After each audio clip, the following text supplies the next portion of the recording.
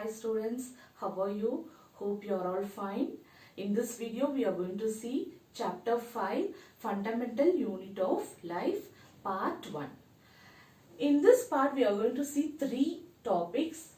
What are called cells, kinds of organisms based on number of cells, structural organization of a cell.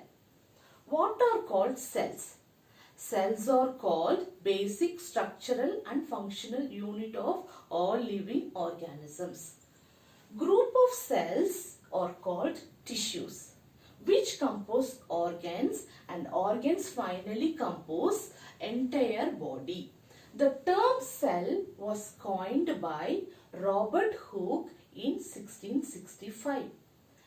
And coming to kinds of organisms based on number of cells, there are 2: unicellular organisms and multicellular organisms. Unicellular organisms are organisms which are made up of only one cell, that is single cell. That single cell is enough to perform all activities to make a cell or whole organism alive.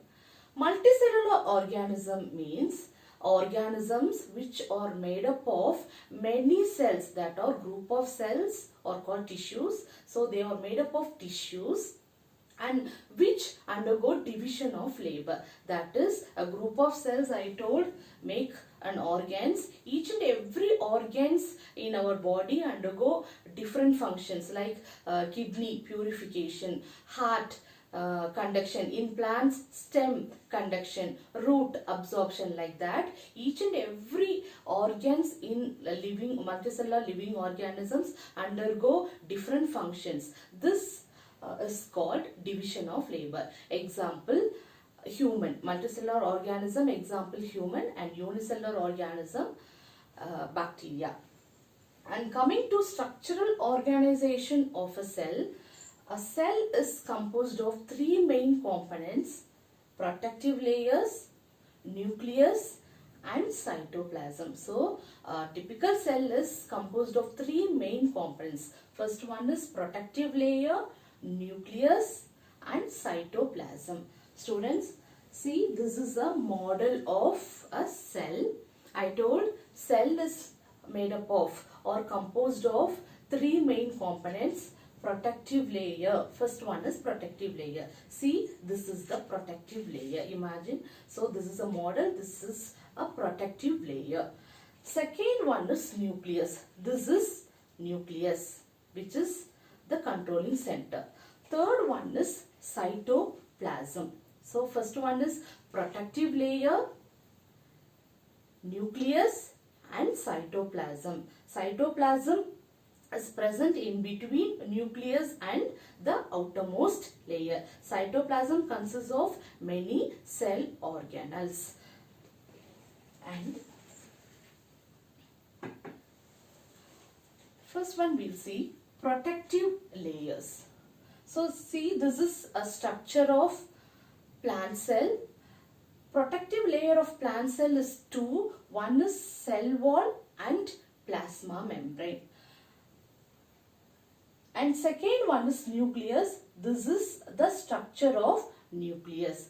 And the third one is cytoplasm. See, cytoplasm is the region in between protective layers and nucleus.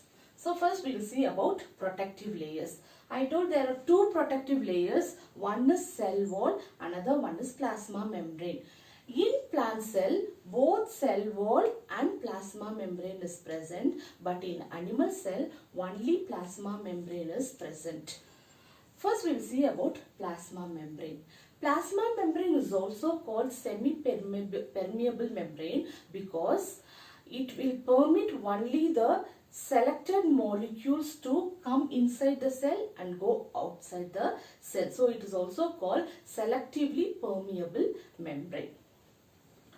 And it is also helpful in exchange of gases, and there are two main mechanisms for the transport of materials, that is diffusion and osmosis. Diffusion is nothing but transport of gases like oxygen and carbon dioxide across the cell membrane, and osmosis is the transport of water molecules across the plasma membrane. And also osmosis plays an important role in maintaining water concentration inside the cell. There are three types of medium. There are hypotonic medium, isotonic medium and hypertonic medium. So in these three mediums, this mechanism diffusion osmosis plays an important role in maintaining the concentration of water. We'll see what is hypotonic solution. Hypotonic solution means low concentration, that is low concentration of water inside the cell and high concentration of water outside the cell.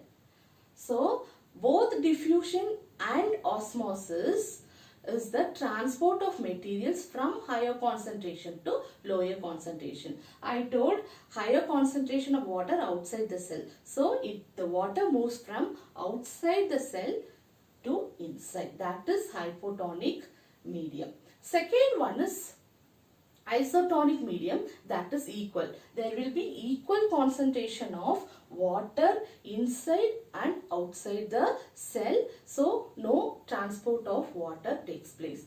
Third one is hypertonic solution. Hyper, that is high concentration of water inside the cell and low concentration of water outside the cell, so the water moves from inside the cell to outside. So the diffusion mechanism, osmosis mechanism plays an important role in maintaining water concentration inside the cell. Next, coming to cell wall. Cell wall is the outermost layer of the plant cell, which is made up of cellulose, which gives more strength to the plants, and also it helps in withstanding in adverse conditions. So this is about protective layers. And coming to nucleus, so this is nucleus. See, nucleus is the controlling center of the cell, like our brain. The brain is the controlling and coordinating center, like that. Nucleus is the controlling center of the cell, which controls all the activities of the cell, and also it controls each and every cell organelles which is present inside the cell. So this is the structure of nucleus. Nucleus is protected by a membrane called nuclear membrane, like plasma membrane protects the whole cell.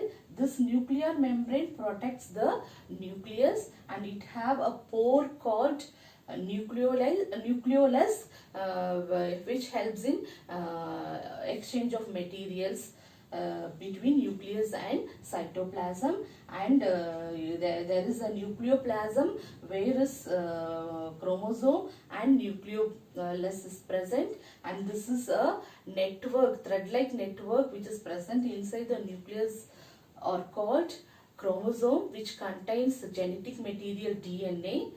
Abbreviation of DNA is deoxyribonucleic acid, and this DNA is composed of 4 types of nucleotides: adenine, guanine, thymine and cytosine, which plays an important role in inheriting the characters from one generation to another generation by cell division.